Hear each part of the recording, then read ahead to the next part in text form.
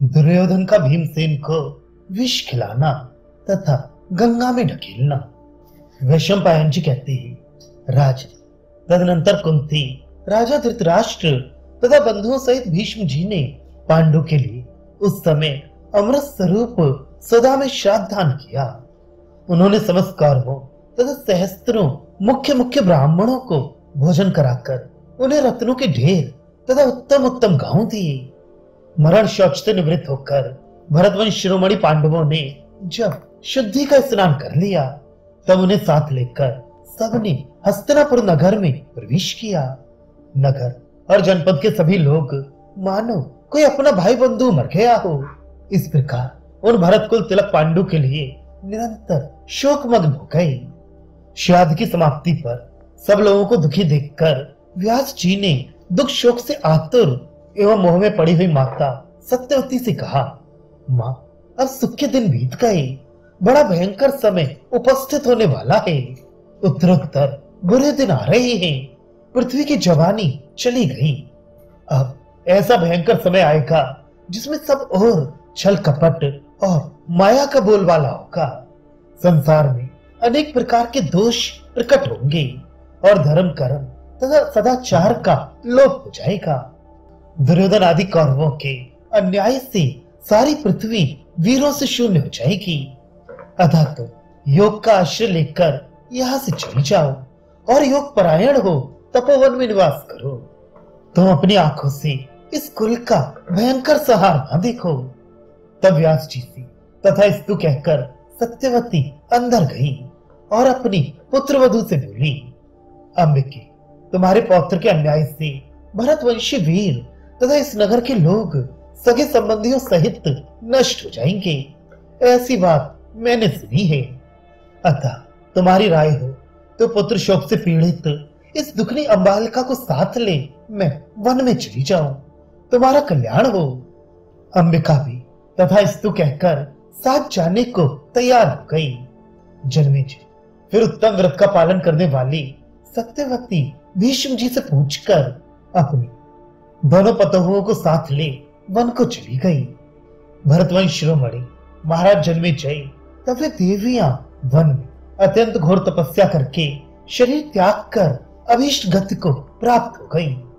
वैशंपायन जी कहते हैं, राज उस समय पांडवों के वेदोक्त समावर्तन आदि संस्कार हुए। वे पिता के घर में नाना प्रकार के भोग भोगते हुए पलने और पुष्ट होने लगे। धृतराष्ट्र के पुत्रों के साथ सुखपूर्वक खेलते हुए वे सदा प्रसन्न रहते थे। सब प्रकार की बाल क्रीड़ाओं में अपने तेज से वे बढ़ चढ़कर सिद्ध होते थे। दौड़ने में दूर रखी हुई किसी प्रत्यक्ष वस्तु को सबसे पहले पहुंचकर उठा लेने में, खान पान में तथा धूल उछालने में, इस खेल में भीम से धृतराष्ट्र के सभी पुत्रों का मान मर्दन कर डालते थे। राज हर्ष से खेल कूद में लगे हुए उन कौरवों को पकड़कर भीम से कहीं छिप जाते थे। कभी उनके सिर पकड़कर पांडवों से लड़ा देते थे। धृतराष्ट्र के 101 कुमार बड़े बलवान थे, किंतु भीम से बिना अधिक कष्ट उठाए अकेले ही उन सबको अपने वश में कर लेते थे। बलवान भीम उनके बाल पकड़कर बलपूर्वक उन्हें एक दूसरे से टकरा देते और उनके चीखने चिल्लाने पर भी उन्हें धरती पर घसीटते रहते थे। उस समय उनके घुटने, मस्तक और कंधे छिल जाया करते थे। वे जल में क्रीड़ा करते समय अपनी दोनों भुजाओं से धृतराष्ट्र के 10 बालकों को पकड़ लेते और देर तक पानी में गोते लगाते रहते थे। जब वे अधमरे से हो जाते तब उन्हें छोड़ते थे। जब कौरव वृक्ष पर चढ़कर फल तोड़ने लगते तब भीम से पैर से ठोकर मारकर उन पेड़ों को हिला देते थे। उनके वेगपूर्वक प्रहार से आहत हो वे वृक्ष हिलने लगते और उन पर चढ़े हुए धृतराष्ट्र कुमार भयभीत हो फलों सहित नीचे गिर पड़ते थे। कुश्ती में, दौड़ लगाने में तथा शिक्षा के अभ्यास में धृतराष्ट्र कुमार सदा लाख डांट तड़पते हुए भी कभी भीमसेन की बराबरी नहीं कर पाते थे। इसी प्रकार भीमसेन भी धृतराष्ट्र पुत्रों से स्पर्धा रखते हुए उनके अत्यंत अप्रिय कार्यों में ही लगे रहते थे। परंतु उनके मन में कौरवों के प्रति द्वेष नहीं था। वे वाल स्वभाव के कारण ही वैसा करते थे।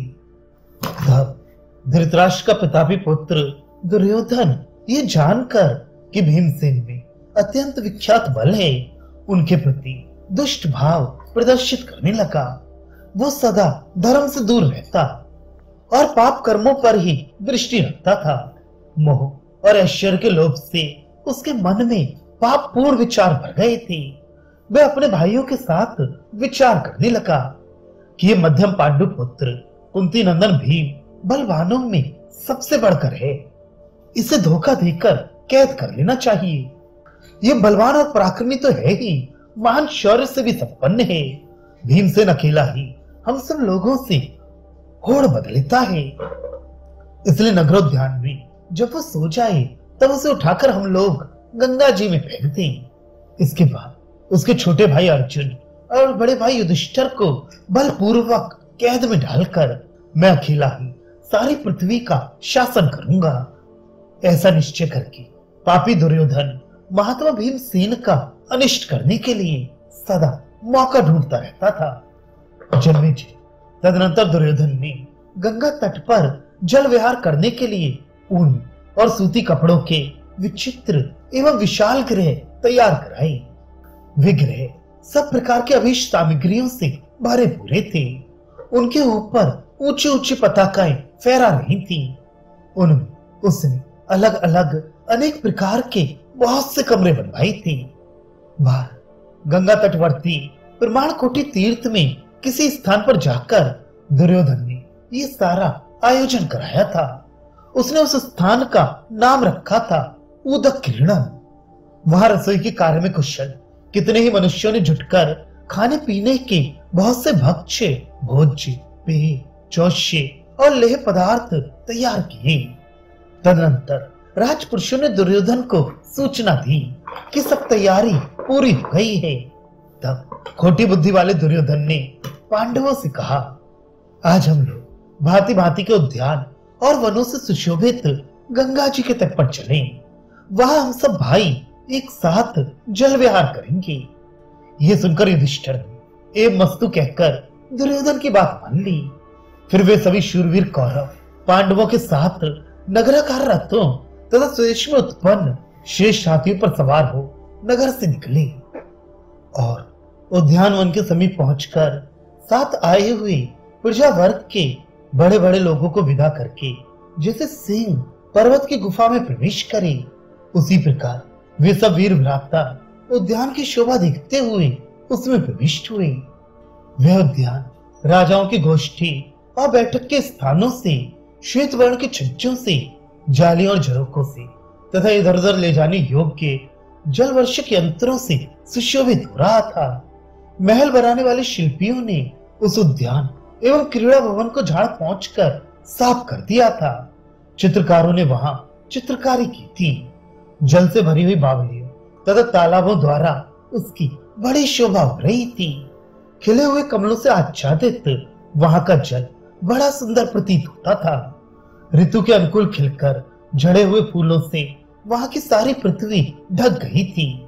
वहां पहुंचकर समस्त कौरव और पांडव यथा योग्य स्थानों पर बैठ गए और सदा प्राप्त हुए नाना प्रकार के भोगों का उपभोग करने लगे।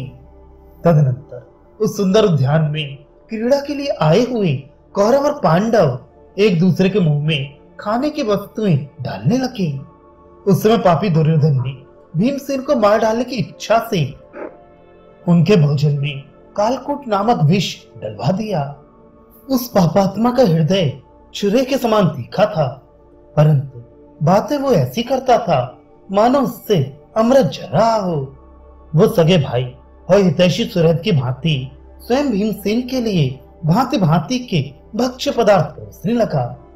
भीमसेन भोजन के दोष से अपरिचित थी, अतः दुर्योधन ने जितना परोसा वो सबका सब खा गए।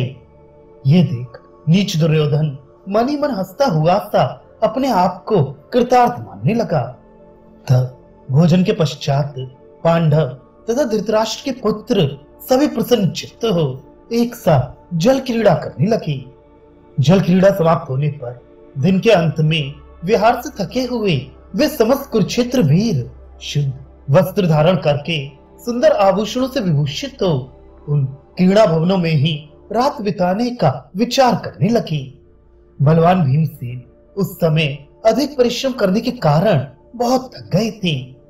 वे जल क्रीड़ा के लिए आए हुए उन कुमारों को साथ लेकर विश्राम करने की इच्छा से प्रमाण कोटि के उस गृह में आई और वहीं एक स्थान में सो गए।